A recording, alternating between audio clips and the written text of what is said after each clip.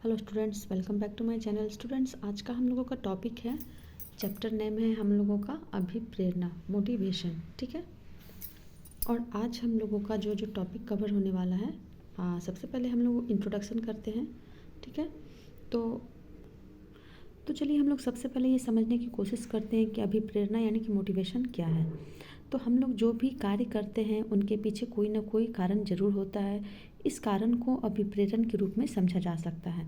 मतलब हम लोग जो भी कारण करते हैं, अगर हम लोग खाना खाते हैं तो हम लोगों को खाना खाने का कारण यह है कि हम लोगों को भूख लगता है। पानी अगर पीते हैं तो इसका कारण यह है कि हम लोगों को प्यास लगती है। तो हर काम के पीछे कोई एक कारण रहता है। इसी को हम लोग अभिप्रेरण के रूप में जानते हैं। ठीक है। अभिप्रेरण एक ऐसी अवस्था है जो व्यक्ति को कार्य करने के लिए प्रेरित करती है। मान लीजिए अगर आप लोगों को भूख नहीं लगेगी तो आप खाना नहीं खाएंगे, प्यास नहीं लगेगी तो पानी नहीं पिएंगे। तो इसी प्रकार से ये क्या है, प्रेरित करने का कार्य करती है, जो व्यक्ति को खाने से संबंधित व्यवहार के लिए प्रेरित करती है। प्राणी के व्यवहार के पीछे कौन सी शक्ति छिपी रहती है जो प्राणी को अनुक्रिया, विशेष व्यवहार करने के लिए बाध्य कर देती है। मानव का व्यवहार जो होता है वो डायनेमिक मतलब गत्यात्मक होता है, ये चलता रहता है। हमारे जीवन की कई आवश्यकताएं हैं, जो हमारे समान कई उद्देश्य हैं और इसके कई लक्ष्य भी हैं। हम उन सभी लक्ष्य को पाने के लिए हमेशा प्रयत्नशील रहते हैं। ठीक है। तो देखिए, अभिप्रेरण जो है वो व्यक्ति की एक आंतरिक अवस्था है, जिसके कारण उसमें कई मतलब कोई व्यवहार उत्पन्न होते हैं और कुछ समय तक ये व्यवहार जो है सो बना रहता है।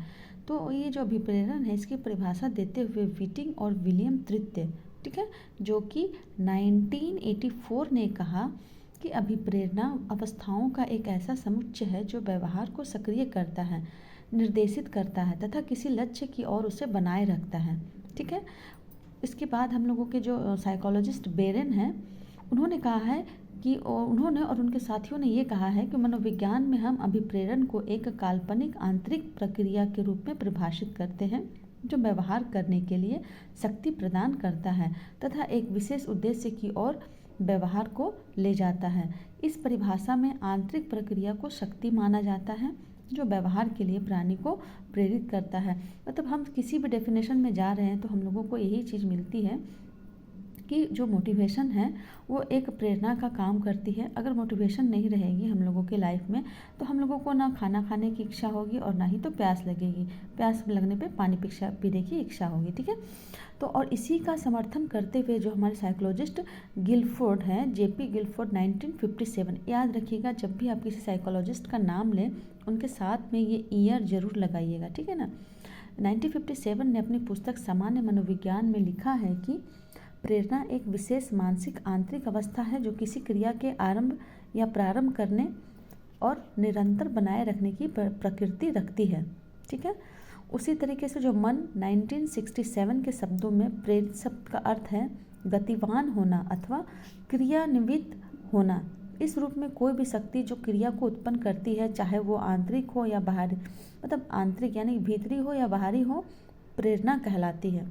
देखिए, आज हम लोग जो भी बात कर रहे हैं मोटिवेशन के चैप्टर में, ये सभी हमारे जो साइकोलॉजिस्ट हैं उनके अकॉर्डिंग जो भी डेफिनेशंस दिए हुए हैं उसकी बातें हम लोग कर रहे हैं। ठीक है। उसके बाद हम लोग बात करेंगे जो हिलगार्ड और एटकिंसन हैं।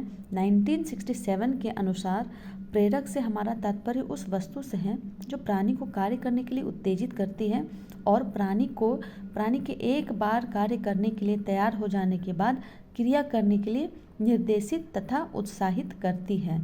ठीक है। एटकिंसन के अनुसार अभिप्रेरणा एक अथवा अधिक प्रभावों के उत्पन्न करने के लिए व्यक्ति में करने की प्रवृत्ति को उद्वेलित करती है। तो ये सभी डेफिनेशन से हम लोगों को एक ही बात समझ में आ रही है कि जो मोटिवेशन है वो प्रेरणा का काम करती है।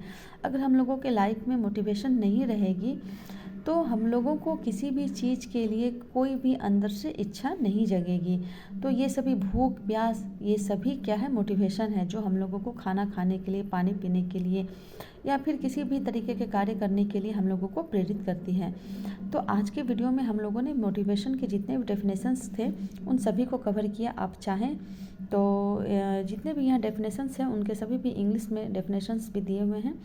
आप चाहें तो इनको स्क्रीनशॉट ले करके बड़े करके देख भी सकते हो आई होप कि आप लोगों के लिए वीडियोस काफ़ी हेल्पफुल रही होगी। मिलते हैं हम लोग नेक्स्ट वीडियो में, लेकिन आप लोग चैनल को प्लीज़ लाइक शेयर सब्सक्राइब जरूर करें ताकि मुझे मोटिवेशन मिलता रहे। जैसे कि आज का हम लोगों का चैप्टर मोटिवेशन है, तो इसी तरीके से मैं आपसे रिक्वेस्ट करती हूँ कि आप लोग भी मुझे मोटिवेशन दीजिए चैनल को लाइक शेयर सब्सक्राइब करके, ताकि मैं आप लोगों के लिए वीडियोज़ बनाते रहूँ। Thank you for watching.